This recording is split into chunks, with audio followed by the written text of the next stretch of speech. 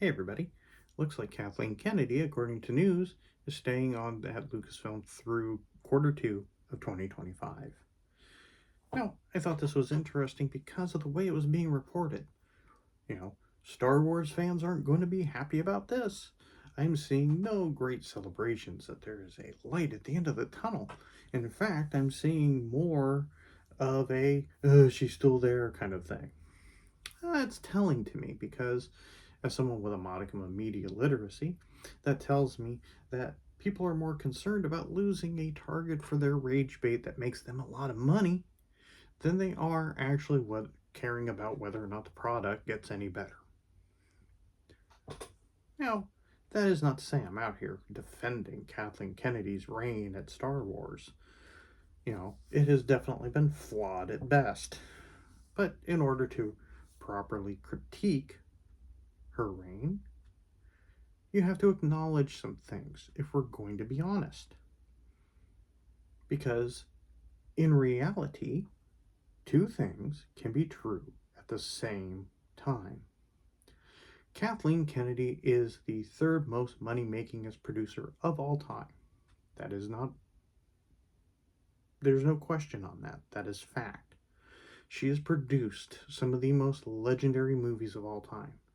And no amount of creating fictions about her just generally being Spielberg's coffee girl is going to make that reality. E.T., Jurassic Park. I mean, you look at her list of credits. She is legit one of the legendary producers in film history. Period. Hands down. Like I said, two things can be true at the same time. She can be that legendary producer and be terrible at running a studio. There are two different jobs. I may be good at my job. I may be good at making weird little cartoons, but you know what? I'm not good at fixing a car. Okay? If you put me in charge of an auto shop, I would fail because I'm not good at that. So, like I said, two things true at the same time. Great producer, terrible at running a studio. Now, I'm going to put on my analyst hat here and kind of go through Kathleen Kennedy's time at Lucasfilm because I think she made some fundamental missteps from the jump that really, shows where the true weakness in her time there is. Because a lot of people get jumbled up into a lot of culture war nonsense, and that's not why her stuff failed. Her stuff failed because of poor decision making from the get-go. Now, if we go all the way back to when Lucasfilm was sold to Disney, I was excited because I knew Kathleen Kennedy's history. Like anybody who produces banger after banger like that has to be great for this. But that was before we started to know things. Now, obviously, Force Awakens was a success. And to say otherwise is just a complete fiction. It was a huge success critically and audience-wise, period. Now, little did we know at the time, but now we do, because we have hindsight and it was written about in Bob Iger's book, that they had taken George Lucas's original plan for the trilogy that was going to be 7, 8, and 9 and went, whew, tossed it over his shoulder into a trash can. Now that was where the downfall started. That was mistake number one. Kathleen Kennedy should have been that advocate for that vision to say, no, we are not throwing away George Lucas's treatments for episodes 7, 8, and 9. Are you crazy? Are you insane? We are making those. That's going to be 7, 8, and 9. This is what we're doing. This is the path. This is what was sold to us. This is what we're doing. Because at the moment that she gave in on that, That took Lucasfilm's autonomy as its own thing, flushed it down the toilet. And really, there was no reason for it.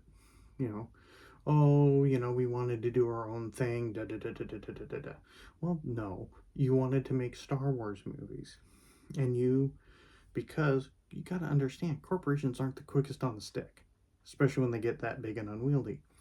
You were still thinking about people getting mad about midi-chlorians and Jar Jar Binks. So you thought George Lucas somehow was not the way to go. And Kathleen Kennedy did not have the backbone to stand up to Bob Iger in that moment. And that's where the failure started. So that led to a sequel trilogy with no plan. So you go from Force Awakens, then you have Rogue One. Rogue One, generally people like, but you start hearing rumblings of problems behind the scenes. You don't think much of it because it's more rumor. It's not widely reported. You kind of hear about reshoots and, oh, did they take it away? Did they not take it away? Then you get to Last Jedi. Reception to that is controversial, still makes buckets of money, successful on that account. Then you get Solo. Now, Solo is really where the cracks in the veneer start to show, because what happens here is Lord and Miller are jettisoned off. Ron Howard brought in. The film is retooled. And it still makes money, but it's not where a Star Wars film should be. So it's viewed as a failure. Now, that movie was going to be mixed at best anyway, because there are two things wrong with that movie. And now, in hindsight, we kind of know the second part of it. Now, the first part, everybody knew. Nobody really was asking for a Han Solo origin story movie. Nobody was asking for that. They had wanted Boba Fett because they wanted to see him return from the Rancor and do all this cool stuff that people wanted to see. Nobody really wanted the Han Solo origin story. Nobody cared. It wasn't that interesting. So, everybody kind of knew, like, yeah, he was a smuggler, Corellia, he, jumped into the Empire for a bit and then veered off into this thing. Everybody kind of knew it. They didn't have any desire for it. Now, the weird thing with Solo, though, and we know this now because what has come out about what George's original treatments was, is that Solo at the end leans big into what those original treatments were. Now, this may seem like nothing, but if you have a keen eye, you can see nobody's watching what's going on. Because if you're approving scripts and you're lording over things so much that you're jettisoning people off because you're not liking the way the movie is shaking out, how do you let that slide in? And I'm talking about the Darth Maul cameo.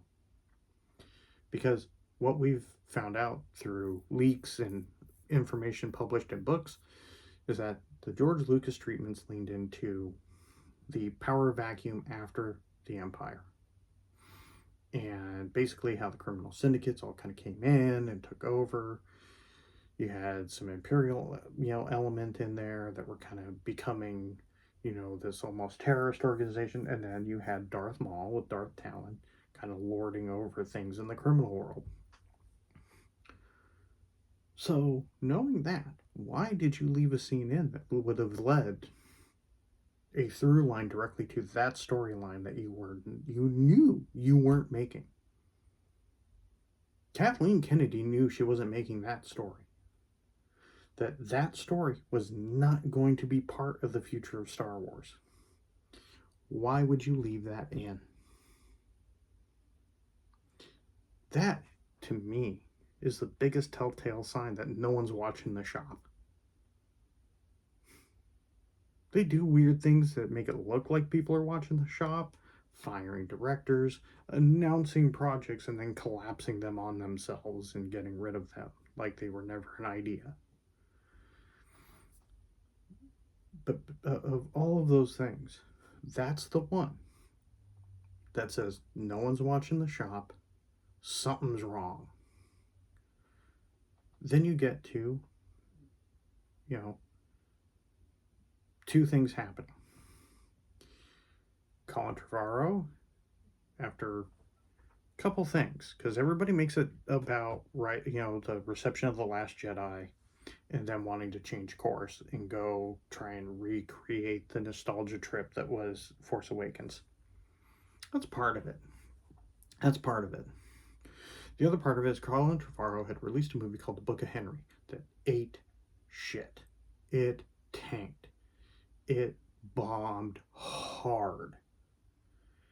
So, whatever cold feet they already had about where it was going, they got basically frostbit at that point and just booted him off the project.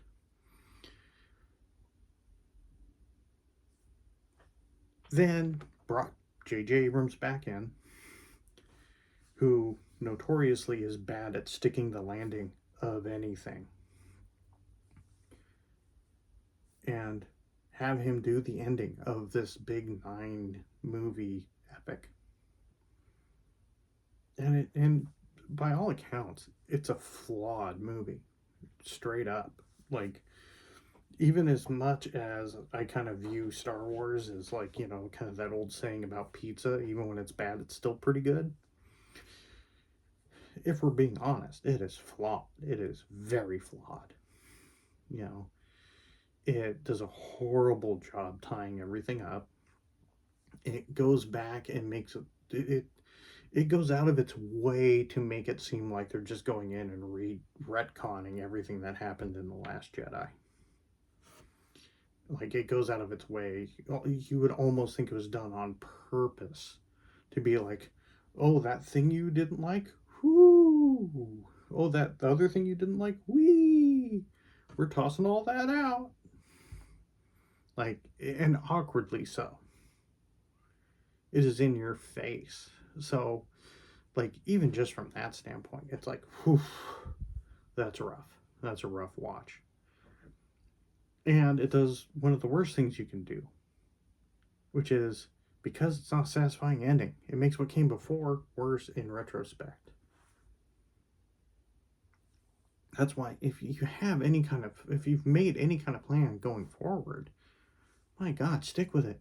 Because if you tie it up in a nice, neat bow at the end, it might make what came before a little bit better, might elevate it a little. If you scrap it all and slapdash something together at the last minute, odds are it's not going to be satisfying, and it's going to make everything before it worse in retrospect. And that's what happened with Rise of Skywalker. Now, did they learn a lesson? Yeah, they did, but it was the wrong one. Why? Because The Mandalorian had come out and did gangbusters, hugely successful. So what lesson did they learn? Well, we'll just move everything to TV. Everybody seems to like The Mandalorian, so we'll move everything to TV. That Boba Fett movie you're supposed to get, turn it into TV. So what do? They take it, stretch it, push a bunch of filler into it that probably wasn't there, and there you go, a flawed show. Obi-Wan Kenobi, stretch it out, push a bunch of filler in it, flawed show. I enjoyed both of them, but to say they aren't flawed would be dishonest. They are very flawed. There's a lot of filler in those two shows. Those should have been movies. They were made to be movies. They were announced as movies. So they learned the complete wrong thing, went away from theatrical and just to TV. Ahsoka, I enjoyed it. I thought it was good. But, it's holding so tightly to Rebels that casual fans have no idea what's going on. No clue. So even though I would say it's one of the better of the shows, definitely I would say the order generally goes Mandalorian, at least first two series, The third is touchy, but has a nice landing, you know. And then I would say Andor, which Andor's great because it's self-contained. It only links to one thing, Rogue One. So it can tell a much more contained, interesting story. And it was made for TV. It was not made to be a movie and then stretched out to be TV. It was made for TV. Great decision. Same thing with the first season, 2 seasons of Mandalorian. Made for TV. You know, very streamlined. And then you get to Acolyte. Flawed. And is probably the most no one's watching the shop show out of all of them. Because there are flaws to that show, and I talked about it a little bit in my thoughts on it being canceled. There are elements that are brought in there that didn't need to be in there. And go back to just no one minding the shop and telling people, no, you're not doing that. There's no need for this. Take that out. Not necessary. So all of these things show where the cracks in Kathleen Kennedy's tenure as head of Lucasfilm are. It's really just down to poor decision making in that role. Just straight up. She's made poor decisions from the jump. She may be a good producer, but as somebody, you know, running a studio and making the tip-top creative decisions, she's just not good at it. Just not. She may be able, if you put her in a producer role, execute on that role, but not running a studio, because they're two wildly different things.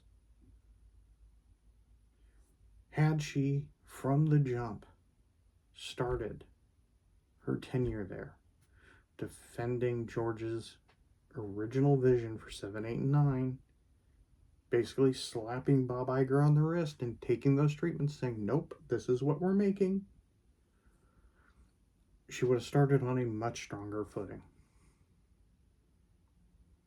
And every decision since then has been, you know, if she gets one step forward, she takes 20 steps backwards, reacting to things in a way that just is dumb for this industry. Creative industries thrive on risk. And if you're constantly having these knee-jerk reactions to things that, you know, just do not, like George Lucas took risks. The prequels, as much as Star Wars is a guaranteed thing, the stuff he did in the prequels were risky when you think about it. And him oftentimes doubling and tripling down. And you look at how those things have aged, you know, apart from their release, I would say have aged supremely well. And they've certainly aged better than what the sequel trilogy will, because the decisions made during that were not made in the best way. You know, if Kathleen Kennedy leaves at the end of Q2 2025, yeah, they may, you know, get Favreau in. Will that create any better goodwill? Well, it depends. It's all down to decision making. You know, what they need is somebody who will make good decisions, not rash decisions, not caving to every single thing, whether that's coming from Disney, like at the beginning with Bob Iger tossing George's treatments, or having a bunch of people yell loudly on the internet and go, whoa, we better retool this whole thing. Oh, this last movie didn't do as well. we're going to need to, lean into TV instead because people like this one show that we've done one season of. So now we're just going to make it all TV shows instead of looking at it from a narrative perspective. Where did we go wrong in story that people aren't satisfied with this? Hard to tell. We'll see. We'll see in 6 months or so whether or not Kathleen Kennedy retires. And if that happens, we'll see who they put in place and we'll see what kind of decisions they make. Hopefully, smarter ones.